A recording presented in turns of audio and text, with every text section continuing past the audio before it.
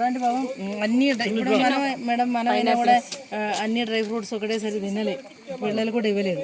ఇప్పుడు మనకు అన్ని వైటమిన్ కావాలంటే అంత ఫుడ్లో మనకు అన్ని వైటమిన్స్ కూడా ఉండదు.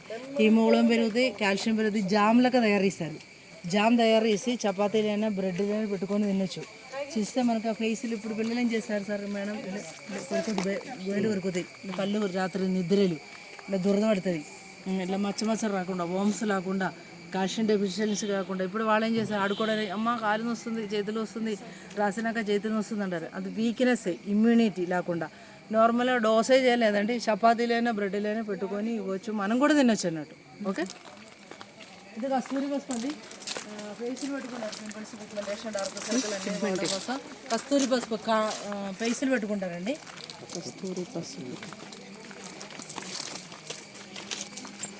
మేడం రండి సార్, మీరు రుద్రాక్షను విన్నారా, చూస్తారా?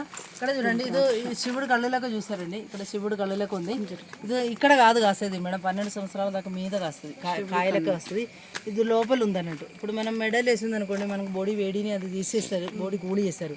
ఇప్పుడు మన ఇండిలో ఒకటి రుద్రాక్ష పడితే సార్, అది పాజిటివ్ ఎనర్జీ, మనకు హెల్త్, వెల్త్, బిజినెస్, ఎడ్యుకేషన్ పరంగా అన్నీ మంచిగా జరుగుతుంది. ఇప్పుడు మనకు పిల్లలు అయిన ఇక్కడ తాడు మీద ఒక రుద్రాక్ష వేసుకుని కామన్ కోయట్, మనకి చదువులు కూడా అట్లా అన్నీ ఒక సైలెంట్ ఒక ఉండనట్టు. ఇదన్నీ మనకు కొంతమంది ఏంటంటే ఏజ్ అయిన వాళ్ళు బెడ్ కింద వేస్తారు, కొంతమంది రుద్రాక్ష వేసుకొని వాటర్ తాగుతారు. అదన్నీ మనకు సైంటిఫిక్లీ ప్రూఫ్ అయింది. ఏకముఖి 9 అంటే ఇక్కడ పెరగదు, పంచముఖి అన్నట్టు.